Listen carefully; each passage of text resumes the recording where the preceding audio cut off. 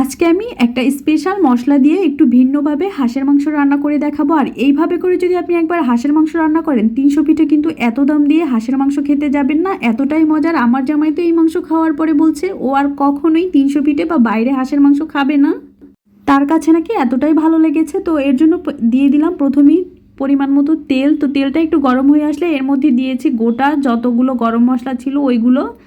এরপরে দিয়ে দিলাম 1 চা চামচ পরিমাণ হলুদের গুঁড়া আর মরিচের গুঁড়া। এটাকে একটু সুন্দর করে ভেজে নিব, এতে করে তরকারির কালার সুন্দর আসবে। আমি প্রতিটা রান্নাতেই কিন্তু বলে দেই। তো একটু ভেজে নেওয়ার পরে এর মধ্যে দিয়ে দিলাম পানি। অল্প একটু পরিমাণে পানি দেওয়ার পরে দিয়ে দিলাম পেঁয়াজ বাটা। এখানে 1 কাপ পরিমাণ পেঁয়াজ দিয়েছি। আর এই স্পেশাল মশলাটাই হলো এটা। এখানে ধনিয়া, জিরা, সব ধরনের গরম মশলা, তারপরে শুকনো মরিচ সব কিছু আমি পাটায় বেটে নিয়েছি। আর এইভাবে করে রান্না করলে কিন্তু হাঁসের মাংসটা খেতে বেশি মজার হয়। একবার হলেও এভাবে করে দেখবেন। গুঁড়া মশলার রান্না হচ্ছে একরকম মজার, আর এটা হচ্ছে অন্যরকম মজার। তো এরপরে আমি দিয়ে দিলাম কিছু গরম মশলা গুঁড়ো, যে বাজারে যে রেডিমেড কিনতে পাওয়া যায়, আর দিয়ে দিলাম ধনিয়া গুঁড়ো। দেওয়ার পরে আর হাঁসের মাংসতে কিন্তু একটু মশলার পরিমাণ বেশি দিলে ভালো লাগে। এরপরে দিয়ে দিয়েছি আদা রসুন বাটা। দেওয়ার পরে সব কিছুকে এখন ভালোভাবে আমি কষিয়ে নিব। আর মশলাটা যত ভালো করে কষানো হবে তত বেশি মজার হয়।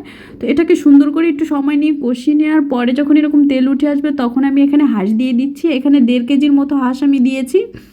আর এখানে দেওয়ার পরে মাংসটাকে তারপরে এখন আমি মশলার সাথে সুন্দর করে মিশিয়ে নিব। আর হাঁস কিন্তু একটু সময় নিয়ে রান্না করলে খেতে বেশি মজার হয়। আর বেশি পরিমাণে মশলা দিবেন, এতে করে হাঁস খেতে বেশি ভালো লাগবে। আর আজকে আমি যেভাবে করে দেখিয়েছি এইভাবে করে যদি আপনি হাঁস রান্না করেন তাহলে কিন্তু আপনার হাতের হাঁস রান্না খাওয়ার জন্য সবাই পাগল হয়ে যাবে, এত বেশি মজার হয়। তো এটাকে কিছুক্ষণ ঢেকে রান্না করার পর কিন্তু হাঁস থেকে অনেক তেল বের হয়েছে। আসলে হাঁসটার মধ্যে অনেক বেশি তেল ছিল, তাই রান্না করার সময় কিন্তু হাঁসের মাংসে একটু তেলের পরিমাণটা কম দিবেন।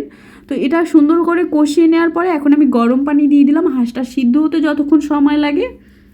তো এরপরে পানিটা দেওয়ার পরে আবার ঢেকে আমি কিছুক্ষণ রান্না করেছি। রান্না করার পরে হাঁসটা মোটামুটি যখন সিদ্ধ হয়ে আসবে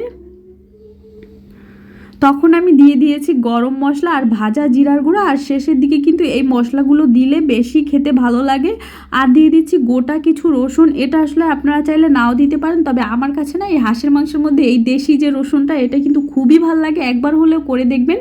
এর আগেও আমি একটা হাঁসের মাংসের ভিডিও দিয়েছি, ওইখানেও কিন্তু আমি রসুন দিয়েছি। আমি সব সময় হাঁস রান্না করলে এভাবে রসুন দিয়ে আমার কাছে খেতে খুবই ভালো লাগে।